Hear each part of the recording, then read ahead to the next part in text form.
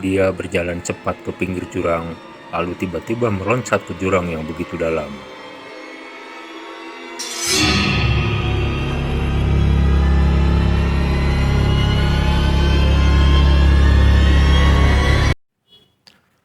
Halo Sobat Hubel, kali ini kita akan berbagi cerita tentang hantu penunggu Saguling atau The Demit Saguling.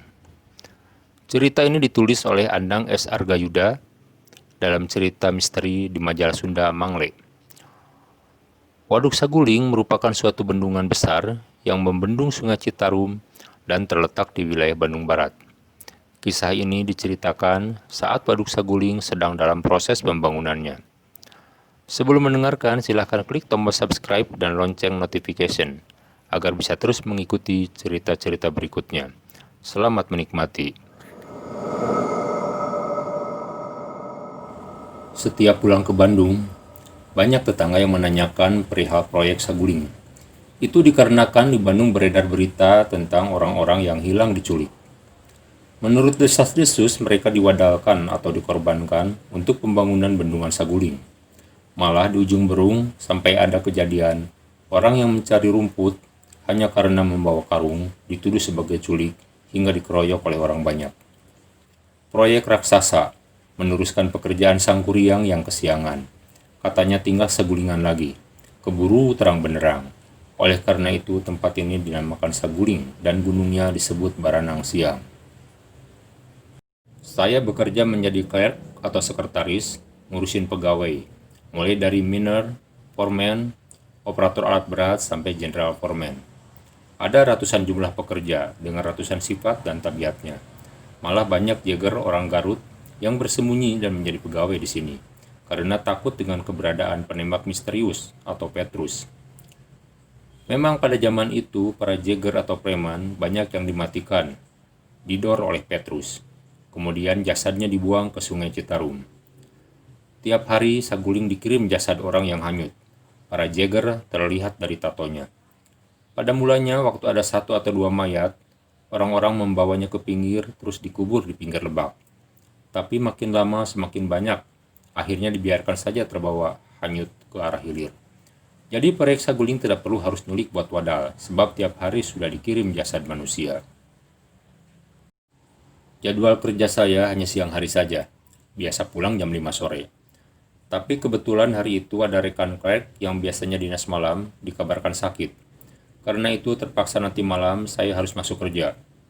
Sore itu saya ngobrol dengan istri. Kebetulan saya mendapatkan istri orang Raja Mandala, cantik dan murah senyum. Meskipun masih sangat muda, tapi sangat terasa baktinya pada suami.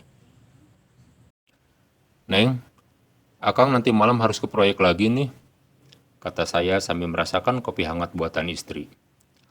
Loh, kan baru pulang, Kang. Biasanya juga Akang mah dinas siang aja kan?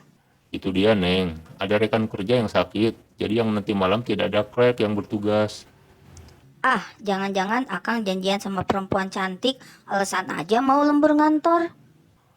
Perempuan dari mana, Neng? Di proyek mah laki-laki semua. Lagian gak mungkin Akang hianat ke Neneng. Saya memujuk istri yang sedang merajuk. Sebenarnya nama istri itu panjang dan bagus, cuma kebiasaan suka manggil Neneng. Si Akang bisa aja kalau sudah ngerayu teh, kayak yang bener aja. Sumpahnya juga berani selamat dunia akhirat, Neng. Akang pasti setia ke Neneng selamanya. Iya, Neneng juga percaya ke Akang. Cuma apa gak capek, Kang? Capek mah biasa, Neng. Namanya juga suami. Mumpung masih kuat, mumpung masih ada kesempatan. Nanti kalau sudah jadi duit mah, capeknya juga hilang. Ya, hati-hati aja, Kang. Dengar-dengar Saguling mah tempatnya sungil. Katanya hantunya juga suka sengaja menampakkan diri. Ah, malah nakut-nakutin. Gimana kalau Akang diterkam hantu Saguling?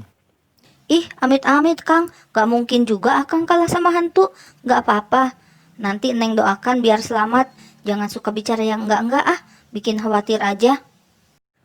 Jam 9 malam, mobil jemputan biasanya nungguin di Simpang 3. Waktu sampai di sana, mobil jemputan ke Intek Adit sudah penuh dengan penumpang.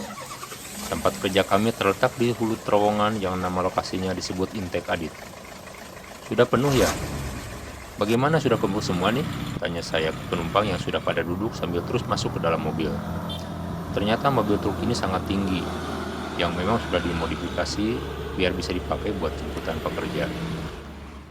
"Pak, kok dinas malam? Kan biasanya mah tugas siang," tanya salah seorang pegawai. "Kan Pak Wawan sakit, jadi malam ini Bapak gantiin jadi trek."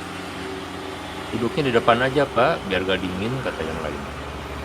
"Di sini aja lah, biar rame-rame." Dan akhirnya, tanpa terasa kita sampai ke lokasi. Tempat yang disebut kantor itu sangatlah sederhana. Namanya juga di proyek, tapi terdiri dari beberapa lokal. Tempatnya persis di pinggir jurang yang dalam. Di bawahnya Sungai Citarum. Puncak bukit terlihat tanpa ada pepohonan. Sejauh mata memandang, hanya tanah merah yang tidak terurus. Tidak terlihat rumah, karena memang jauh dari desa. Sendirian di tengah malam, di tempat yang terasa aneh. Para pekerja sudah pada masuk terowongan, meneruskan pekerjaan yang tertunda tadi siang.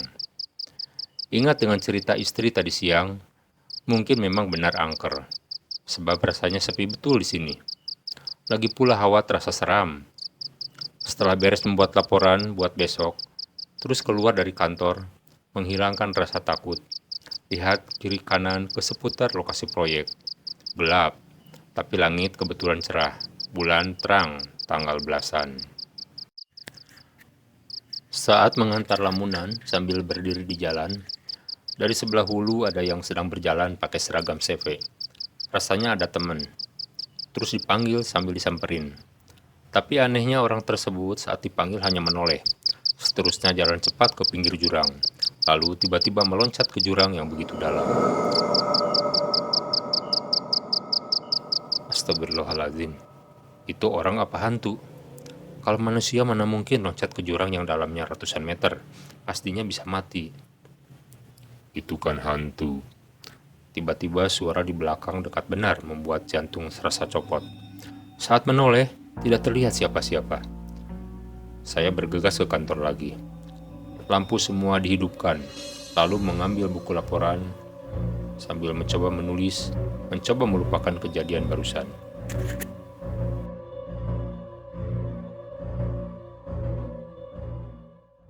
Malam ini malam minggu. Mestinya saat ini saya lagi jalan-jalan dengan istri.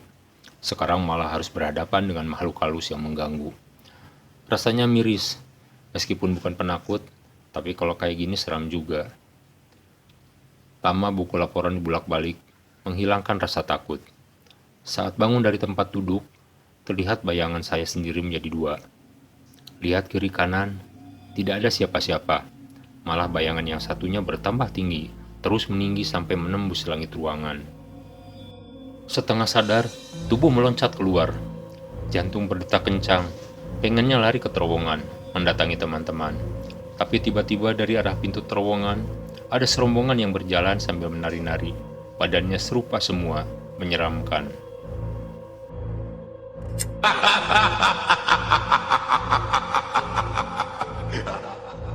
Reka mana, hai manusia? Bayangan yang tinggi hitam berkata sambil tertawa-tawa. Saking takutnya, akhirnya muncul keberanian. Ingat ke diri, terus mewujud segala kemampuan batin warisan orang tua. Lumayan jadi tenang. Saha Andika anu sabenerna, kunaon make ngajung jurigan kula. Aing ngageueuh ieu tempat. Aing teu suka boga negara dirusak ku bangsa manusia. Mane ayeuna rek dibawa jang tumbal. Makhluk tersebut bicara kasar, mengancam mau menganiaya. "Hei, Raja Jin kafir, ulah moal eleh ku Panter Andika. Ulah apal ka anjeun jeung kanu nyiptakeun bangsa anjeun. Ulah rek coba ngaganggu, sabab ulah boga elmuna pikeun ngancurkeun diri anjeun." Ke, ning anjeun gede kawani. Saha anjeun? Di mana asal anjeun? "Tempo panon kula, anjeun bakal apa? Saha ari diri kula jeung ti mana asal kula?" Tobat, ampun. Ulah sujud ka anjeun. Ulah moal kumawani deui nyingsinan anjeun.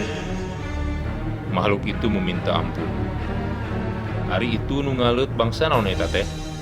Eta teh jurig jarian, dedemit saguling, Bongan tempatnya diganggu, maranehna keluar rek minta wadal. Menta wadal kumaha, ulah lawora, ulah ganggu ke bangsa manusia. Tampokeun wae ku anjeun, anak buah anjeun bakal ketutan jadi korban. Pai dijerot terowongan dipake tumbal.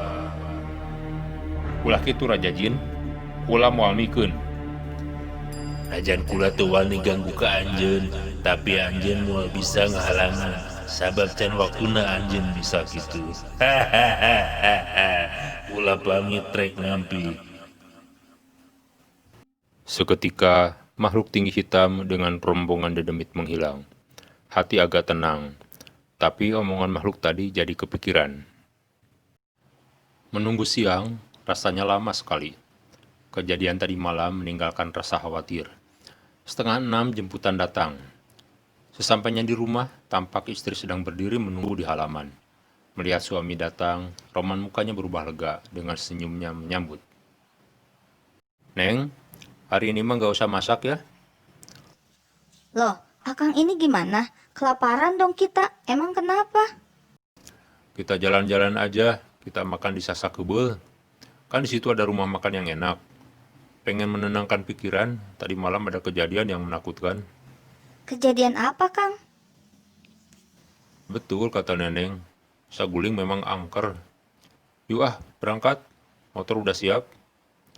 Berangkat berdua naik motor, istri memeluk erat. Terasa bahagia. Ini mungkin yang dinamakan nikmat hidup. 2 hari dari kejadian tersebut, di terowongan gempar. Master Blasting, tukang meledakan dinamit, meninggal tertimpa batu. Ambulans menjerit panjang membawa jasad ke rumah sakit untuk divisum. Entah kebetulan atau memang ada kaitannya dengan ancaman dedemit Saguling, lewat beberapa hari setelah kejadian tukang dinamit, gempar lagi terowongan. Foreman meninggal tertimpa batu, 2 orang sekaligus, keduanya foreman. Tidak cukup dengan kejadian di terowongan saja, sudah 4 hari ada 2 orang foreman yang tidak masuk kerja. Tidak ada beritanya, tidak memberi alasan, jadinya repot. Ditanya-tanyakan, tapi tidak ada yang tahu. Lewat sehari setelah itu, terdengar kabar 2 orang korban kecelakaan di Jalan Soekarno-Hatta. Motor masuk ke bawah kolong truk. Mayatnya ada di Rumah Sakit Hasan Sadikin. Yang membuat kaget, itu namanya sama dengan 2 orang foreman yang sedang kami cari. Akhirnya disusul ke rumah sakit dan ternyata betul saja mereka adalah foreman yang beberapa hari ini tidak masuk kerja. Duh, apa benar dedemit Saguling yang minta tumbal? Walau alam bisawab.